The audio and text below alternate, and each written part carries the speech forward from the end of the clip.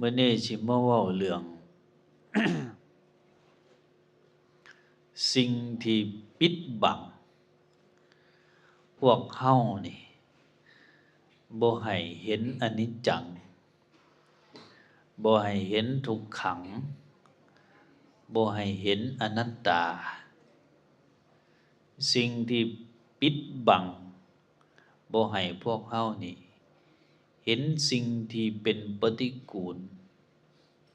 ที่มันเกือกกลัวอยู่กับจิตอยู่กับเนื้อกับกายเฮานี่ของตัวญาติโยมเฮา เป็นอย่างจริงอย่างเว้าเรื่องนี้ให้ฟังเพราะว่าเที่ยวไปเที่ยวมาในงานทานอีงานเพิ่นโอ้จนเมื่อยเนี่ย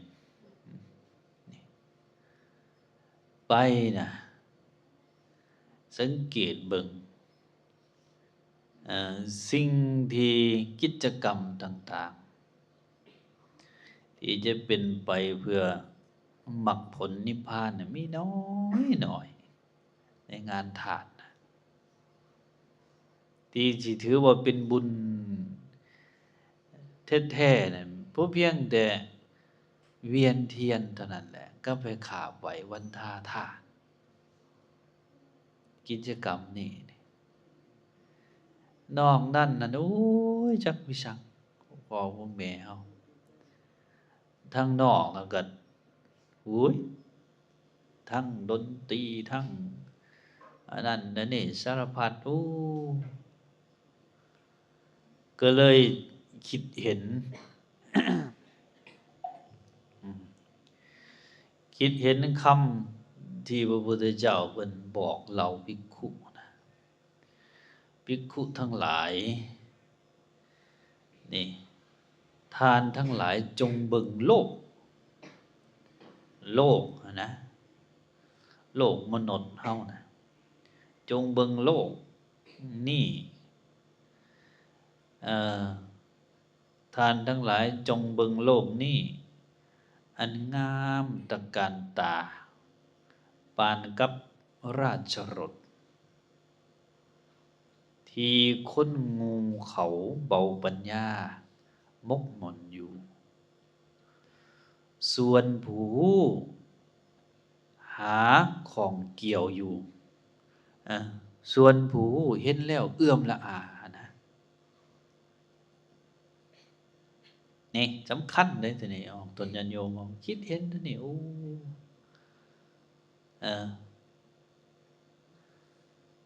โลกเฮานี่นะ โลกที่เป็นสัตว์โลกโลกที่เป็นสังขารห่างกายนี่นะมันถือเครื่องย่องเครื่องท่าประดับประดาปกปิดไว้บ่ให้เห็นความจริงที่เป็นปฏิกูลนะก็เลยเฮ็ดให้คนทั้งหลายนะพากันติดของอยู่กับรูปติดของอยู่กับเสียงติดของอยู่กับกลิ่น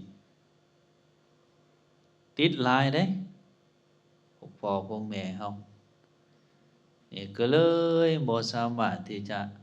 ออกจากวัฏสงสารนะตัวนี้ที่เฮาสู่ในบทยถาปัจจยังปฏิกูลังเป็นของปฏิกูลนี่เฮาบ่ค่อยได้สนใจตัวนี้นี่เห็นนั่นดอกทั้งนอกโอ้ยประดับประดาไฟเหลื่อมย่ำๆคนก็มาหาเลาะกินแหน่มาหาผ่อนมาหาร่ำมาหานั่นโอ้สัตว์ทั้งหลายนี่ก็เลยโอ้เฮาก็สิเบิ่งแบบที่พระพุทธเจ้านี่แหละบอกท่านทั้งหลายจงเบิ่งโลกอันงามตระการตาดังราชรถรถของพระราชาน่ะนะพวกพ่อพวกแม่เฮามันสิประดับประดาโอ้ยพิลึกเด้เกียรตินะเกียรติ เกียรติราชานะคนโง่เขาเบาปัญญานะพากันมกหม่นอยู่ แต่ผู้ฮู้เห็นแล้วเอื้อมละอาพวกตนญาติโยมสำคัญแน่ตัวนี้พวกเฮาสิเบิ่งโลกนี่เป็นแนวใดพวกพ่อพวกแม่เฮาสิเบิ่งโลกเป็นแนวใดนี่สำคัญถ้าเฮาเบิ่งแบบผู้บ่มีปัญญาบ่ได้พิจารณาอย่างลึกซึ้งเอาก็จะติดอยู่กับความงามของโลกติดอยู่กับเครื่องประดับของโลกบ่สามารถที่จะเห็นอนิจจังทุกขังอนัตตาเฮ็ดให้เฮาเพลิดเพลินไปกับความงามที่เคลือบไว้พวกไปขายรถแห้งคักเพราะว่าขี่รถผ่านไปพวกอยู่ในอันนั้นก็นั้นแคมทางขี่รถเข้าไปพวกประชาสัมพันธ์ก็จะปะแป้งใส่จนปุ้งวินี่เคลือบคักเคลือบแน่ดีว่าซั่นดอกของมันขี่ไว้บ่ได้ก็สิแนมสังเกตเบิ่งรถมันขี่ไว้บ่ได้มันบุคคลเข้าไปเด้ นี่เฮาสิเบิ่งโลกนี่แนวใดนี่ถามใจเราเบิ่งโลกนี่แนวใดถ้าเฮาเบิ่งเป็นก็จะได้ปัญญา ก็จะเห็นอนิจจังทุกขังอนัตตาเกิดนิพพิทายานได้คือความเบื่อหน่ายเบื่อหน่ายในหม่องนี่บ่แม่นว่าเบื่อหน่ายบ่อยากเฮ็ดหยังหมายถึงเบื่อหน่ายในการที่จะยึดรูปยึดเวทนายึดสัญญายึดสังขารหรือเบื่อหน่ายในการที่จะยึดรูปเสียงกลิ่นรสโผฏฐัพพะนะคนเฮาน่ะบ่ได้แม่นตายย้อนอีหยังได้บ่ว่าสิเป็นผู้หญิงบ่ว่าสิเป็นผู้ชายก็ตามจัวนี้พระสงฆ์องค์เจ้า10พรรษา20พรรษาบ่ได้แม่นตายย้อนแนวอื่นตายย้อนรูปเสียงกลิ่นรสโผฏฐัพพะนี่เป็นหยังยังตายย้อนสิ่งนี้เพราะว่าสิ่งนี้มันถูกเคลือบไว้ด้วยความงามด้วยเครื่องประดับนี่อย่างผู้ชายนี่ก็โอ้ยใส่สูทเขานุ่งเครื่องปะแป้งตัดผมทรงหล่อนี่โอ้ยผูกมัดผู้หญิงได้บ่แม่นธรรมดาผู้หญิงก็คือกันผู้สาวนะแต่งตัวคักๆปะแป้งแต่งตัวใส่ตุ้มหูหยังเขาผูกมัดจิตใจบุรุษได้หลายนี่ นี่แหละย้อนเห็นตัวนี้นะโอ้พุทธเจ้าสัมพอเพิ่นนะนี่อันน่ะเฮาจะเบิ่งโลกนี่แนวใดแต่นี่คิดถ้าเบิ่งเป็นเบิ่งมีปัญญานี่ก็จะเฮ็ดให้เฮานั้นเป็นผู้ที่วางจิตวางใจลงได้นี่สิ่งที่เฮ็ดให้เฮาบ่เห็นความเป็นปฏิกูลในร่างกายนี่มันมีอยู่1เครื่องประดับหย่องเครื่องสาปเครื่องท่าขี้แห้เหม็นๆก็หาแนวมาสีดใส่หอมเบิดน้ำหอมเป็นจั่งใดเหม็นคือเก่า เหม็นแล้วยังบ่แล้วเด้อเพิ่นบอกว่าเพิ่นขี้แห้เพิ่นเหม็นเพิ่นว่าขี้เต่าเพราะว่านี่ ไปโทษเต่าที่เว้านี่บ่แม่นว่าบ่อยากให้เฮาอาบน้ำอยากให้พวกเฮาปะแป้งแต่งตัวใส่น้ำอบน้ำหอมบ่แม่นเด้หมายถึงอยากให้พวกเฮาน่ะส่องสอดเข้าไปส่องสอดเข้าไปในสิ่งที่เฮาเป็นอยู่เฮาอยู่ในสังคมอยู่กับโลกอยู่กับสิ่งที่เพิ่นสมมุติก็เฮ็ดไป แต่ว่าจิตใจเฮาบ่ให้ของเกี่ยวบ่ให้ติดอยู่บ่เพียงแต่สำนั้นนี่เป็นนั่นน่ะดีได้ลูกหลานผัวเมียเฮือนซ่านเหมือนกับเครื่องที่สาบท่าให้พวกเฮาทั้งหลายเพลิดเพลินหลงไหลอยู่นี่หนึ่งอันนั้น เครื่องเอย่องเครื่องสาบเครื่องท่าบ่ให้เฮาเห็นความเป็นปฏิกูลนี่ถ้าเฮาอยากเห็นเดี๋ยวเห็นจังไดนี่ก็ต้องได้พิจารณายังแขวจังซี่ก็ลองมาถูเบิ่งจัก3 มื้อ4 มื้อก็เริ่มมีกลิ่นนะนี่พวกพ่อพวกแม่เฮาอันนี้ก็เป็นการพิจารณาธรรมอันหนึ่งคือกันของปฏิกูลเฮาจะเบิ่งโลกผู้ใดเห็นโลกนี่ตามความเป็นจริงโลกคือโมสัตว์โลกคือห่างกายตามความเป็นจริงนะใดตามความเป็นจริงหนึ่งมันเป็นของปฏิกูลสองมันบ่เที่ยงบ่คงนี่สามบ่สามารถบังคับบัญชาให้มันยืนอยู่ตลอดพยายามเบิ่งให้เห็นความเป็นจริงแบบนี้ก็จะเห็นให้เฮานั่นอยู่สบายนี่เมื่อกี้นี่ได้เว้าเรื่อง สิ่งที่ปิดบังบ่ให้พวกเฮาเห็นอนิจจังเห็นพวกเฮาน่ะเข้าใจแต่ว่ามันยังบ่เห็นแจ้งบ่แจ่มแจ้งในจิตในใจพวกเฮาบ่พึงปฏิบัติธรรมเนี่ยออกตนญาติโยมเข้าใจเบิดแหละว่าอนิจจังทุกขังอนัตตาแต่ว่ามันก็ยังบ่ทันแจ่มแจ้งบางเทื่อจริงทุกข์บางเทื่อจริงโศกนะ สิ่งที่ปิดบังว่าให้เฮาเห็นความบ่เที่ยงนี่พระพุทธเจ้าเพิ่นว่าสันตติความต่อเนื่องแห่งกาลเวลาจากเด็กน้อยมาหาผู้เฒ่านะ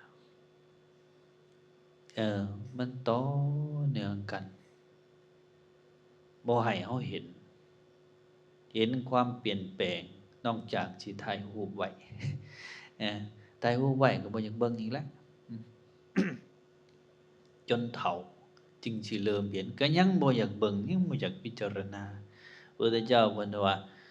สันตติคือความต่อเนื่องความต่อเนื่องเฮ็ดให้เฮานี่บ่เห็นอนิจจังแม้นแต่เฒ่าบางเทื่อก็สักแม่คนเฒ่าลุกเอามือค้ำลุกก็ยังบ่เห็นอยู่อนิจจังนะได้ยินอยู่เพิ่นเว้าเข้าใจอยู่แต่ว่ามันบ่ปรากฏความแจ่มแจ้งขึ้นในจิตในใจในทางพุทธศาสนาเพิ่นว่ามันบ่เกิดปัญญาญาณมันบ่เป็นปัญญาญาณนี่ในอันนั้นน่ะ ในในในในหมักสิบซะมันจะมีอันนั้นมันจะมีสัมมาสมาธิแล้วก็มันจะมีสัมสัมมาญาณะต่อไปอีกคือความรู้อีหลีความรู้แท้เกิดญาณนะแล้วมันก็จะเป็นสัมมาวิมุตติต่อมาอีกพ่อพ่อแม่เฮา นี่สันตติความต่อเนื่องเฮ็ดให้พวกเฮาบ่เห็นอนิจจังความต่อเนื่อง เบอร์นิดอีหยังมาปิดบังบ่ให้เฮาเห็นความทุกข์เอิ้นว่าอิริยาบถอิริยาบถอิริยาบถคือการเคลื่อนไหวของร่างกายการเคลื่อนไหวใหญ่ๆของร่างกายของชีวิตก็มียืน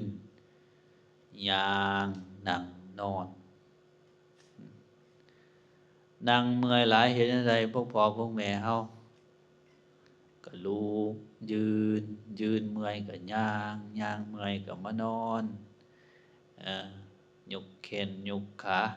เลี้ยวหน้าหันซ้ายหันขวานี่เป็นอิริยาบถย่อยนี่ปิดบังบ่ให้เฮาเห็นทุกข์พวกพ่อพวกแม่เฮาเด้นี่นั่งสิเหิงๆเริ่มเจ็บเริ่มปวดแล้วกำลังสิเห็นทุกข์กำลังสิได้พิจารณาทุกข์เปิดลืมเอาสติสมาจับนะเปลี่ยนข้างทุกข์ก็หายไปชั่วคราวเด้มันบ่เบิดได้ทุกข์นะ หายไปชั่วคราวเปลี่ยนท่าใหม่ไปเจ็บอีกแล้ว ทุกข์อะนะนี่แม่นแต่นอนคือกันพวกพ่อพวกแม่เฮาแม่นแต่นอนคือกันโอ้ยกูสินอนคักๆก่อนนะอย่างหลายก็10ชั่วโมงอยากพลิกแล้วนอนตะแคงขวาเมื่อยก็มานอนตะแคงขวาตะแคงซ้ายนะนี่มันถูกนะนอนตะแคงซ้ายซ้ำใดซ้ำหนึ่งแล้วตะแคงขวานอนหงายนอนขวำพลิกไปพลิกมาอย่างนั้นล่ะอันนั้นล่ะตัวปิดบังความทุกข์บ่ให้เฮาเห็นทุกข์นี่เครื่องขวางกั้นจิตเฮาบ่ให้เห็นความจริงตัวนี้นั่นล่ะเวลาที่ประพฤติปฏิบัติธรรมเพิ่นจึงให้มีสติทุกๆการเคลื่อนไหวโดยเฉพาะอยู่ในอันนั้นหมวดกายานุปัสสนาสติปัฏฐานเฮายกแข้งยกขางวกไหล่งวกขา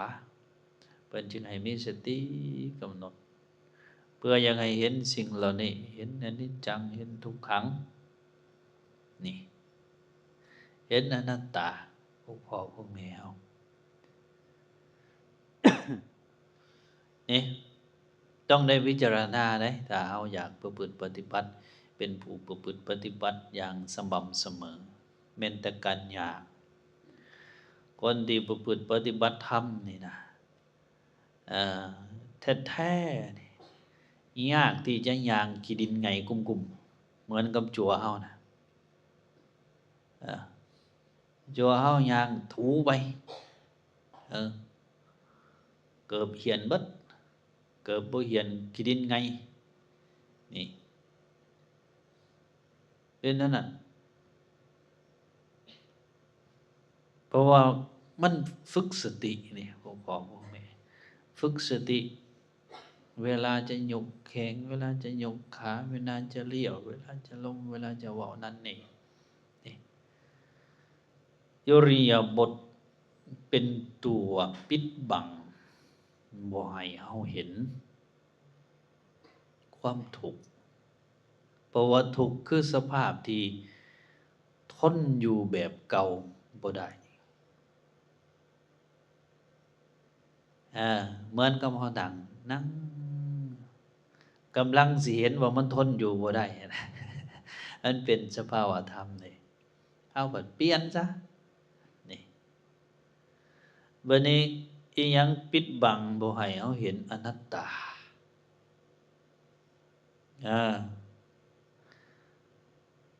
สิ่งที่ปิดบังบ่ให้เฮาเห็นอนัตตาคือความเป็นกลุ่มเป็นก้อนเพิ่นเอิ้นขณะความเป็นกลุ่มเป็นก้อน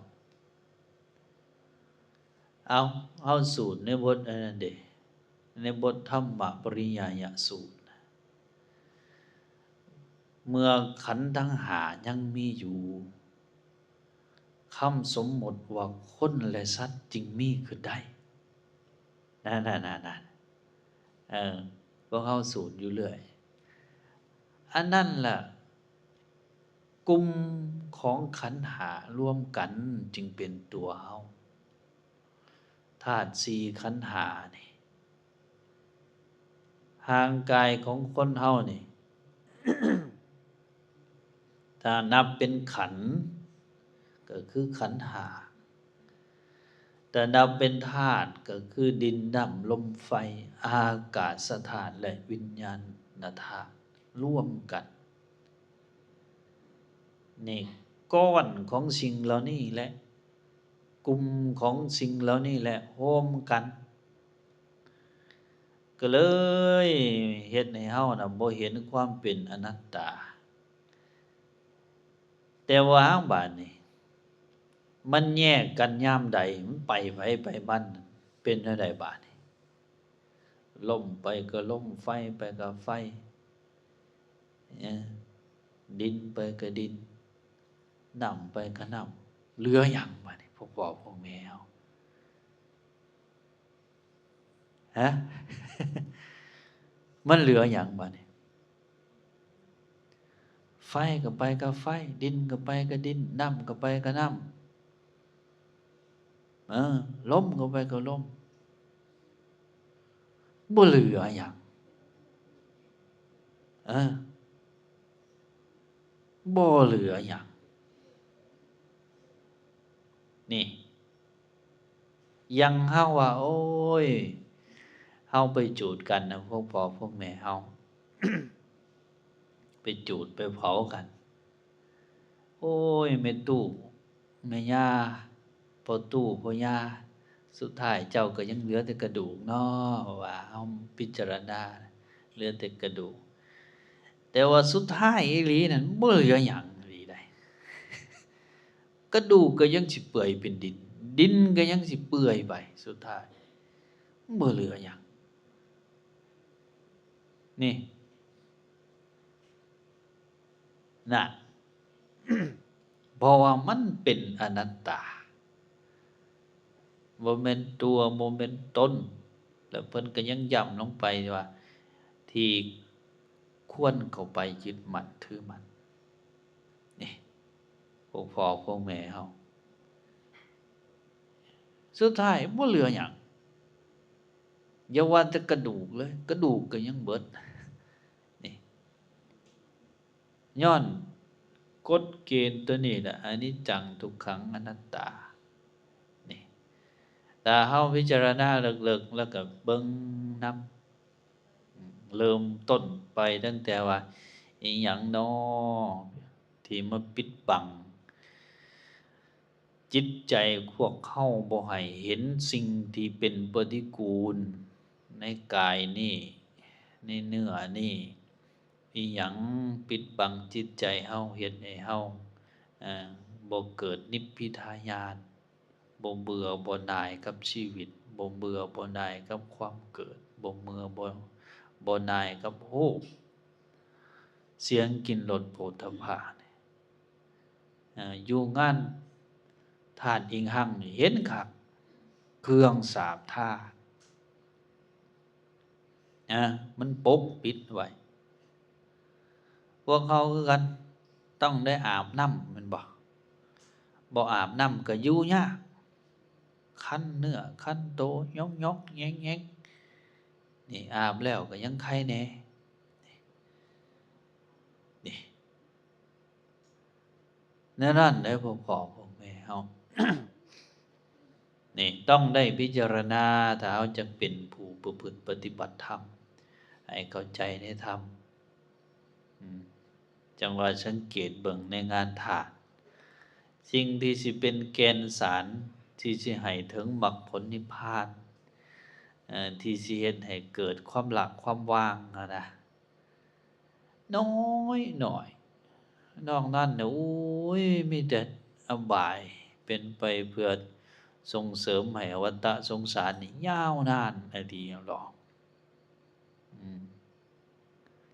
ก็บ่ว่าเพราะว่าสังคมมนุษย์อยู่ได้ด้วยสิ่งสมมติอยู่ได้ด้วยอัตลักษณ์อยู่ได้ด้วยการสร้างอัตตาตัวตนนี่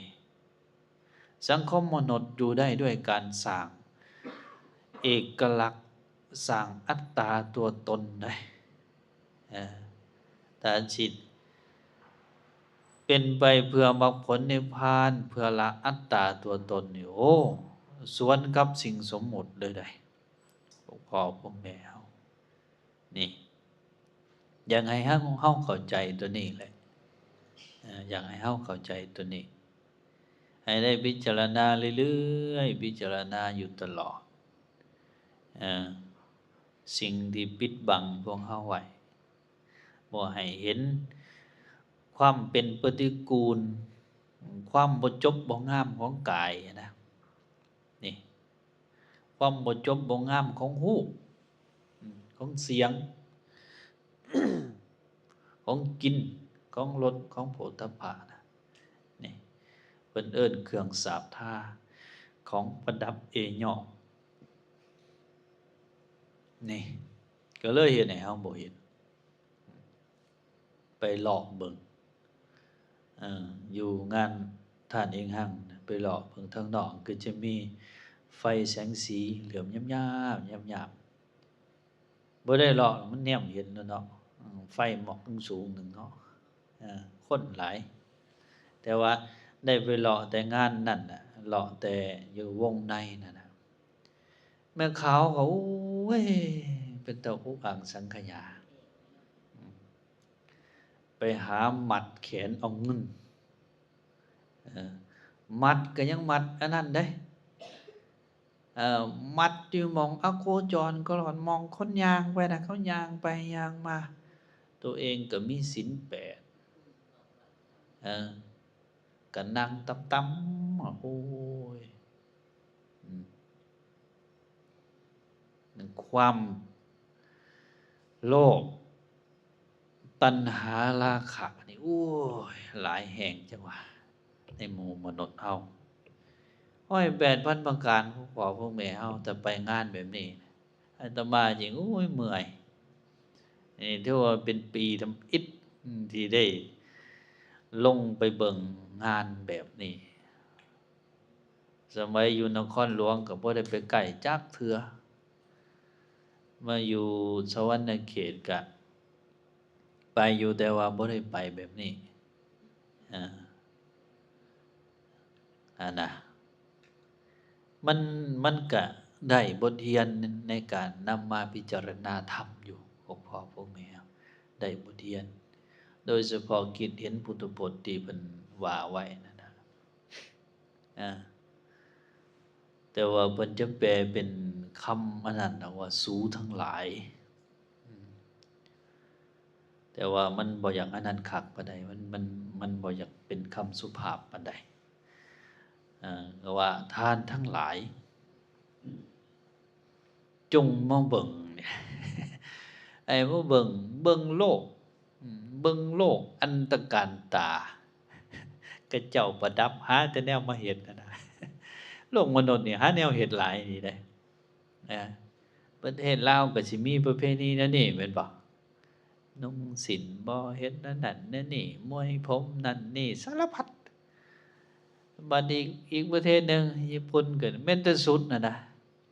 สุดประจำศาสตร์ลาวก็แนวหนึ่งสุดประจำศาสตร์จีนก็แนวหนึ่งสุดประจำศาสตร์เวียดก็แนวหนึ่งมนุษย์นี่หลายถือว่าเป็นสิ่งมีชีวิตอันหนึ่งที่อัศจรรย์สามารถสร้างขอผูกมัดให้ตัวเองได้หลายกว่าสัตว์อื่นมนุษย์นี่นะเนี่ยนะมันก็ได้บทเรียนหลายพิจารณาธรรมโอ้แต่เฮาคือกันแหละพวกพ่อพวกแม่อยู่ในเรือนในศาลสิ่งใดที่เกิดขึ้นพิจารณาเห็นเป็นธรรม เป็นธรรมะเห็นเรื่อยๆเรื่อยๆก็จะเห็นให้เฮานี่เป็นผู้บ่เอ่อเป็นผู้บ่ขึ้นลงกับกระแสแห่งโลกขึ้นลงในหม่องนี้ก็คือจิตใจเฮาบางเทื่อก็โศกเศร้าบางเทื่อก็เป็นหันเป็นนี่แต่จิตใจเฮาก็จะสบายนี่อันนี้เราให้ฟังเนาะมาเล่าให้ฟังแล้วก็เฮาจะพิจารณาแนวใดเออเฮาจะพิจารณาให้เป็นศีลเป็นธรรมแนวใดในการเบิ่งโลกแต่เบิ่งเห็นแต่เพียงเครื่องย้อมเครื่องท่านี่แหละโอ้อันตรายจวนเน้นครูบาอาจารย์เฮาคือกันแต่ไปเห็นเพียงแต่หน้าขาวๆเขาอะนะแต่เห็นไม่ออกอะเห็นผู้สาวน่ะเห็นเพียงแต่หน้าขาวๆเป็นตาหน้าฮักหน้าแพงนั่นเสร็จนี่กำลังเพลิดเพลินอยู่กับโลกอันตการตานี่แต่ถ้าเห็นว่าโอ้อันนี้คือสิ่งที่หล่อลวงสิ่งที่ปิดบังความจริงคือความเป็นปฏิกูลความบ่จบบ่งามอยู่ในหันอันนี้แหละจะปลอดภัยแน่ ไหนต้องพิจารณานำอย่างนี้ต้องพิจารณานำอันนี้เราสู่ฟังนะโอ้ห้อย8,000ประการได้ในงาน งานหลายรูปหลายแบบอันนั้นเนาะเว้าให้พวกพ่อพวกแม่เฮาได้พิจารณาเอาละเนาะท้ายที่สุดอัตมาภาพกล่าวสิ่งนั้นพระละน้อยก็สมควรแก่เวลาในท้ายที่สุดนี้ก็ขออ้างเอาคุณพระศรีรัตนตรัยคุณศีลคุณธรรมคุณงามความดีทั้งหลายจงมาปกป้องคุ้มครองพวกเฮาให้อยู่ดีมีแรงสุขภาพเข้มแข็งหายทุกข์หายโศกหายโรคหายภัยสมความมุ่งมั่นปรารถนาในสิ่งที่สอบประกอบด้วยธรรมทุกอาทุกองค์ทุกผู้ทุกคนโดยเถิด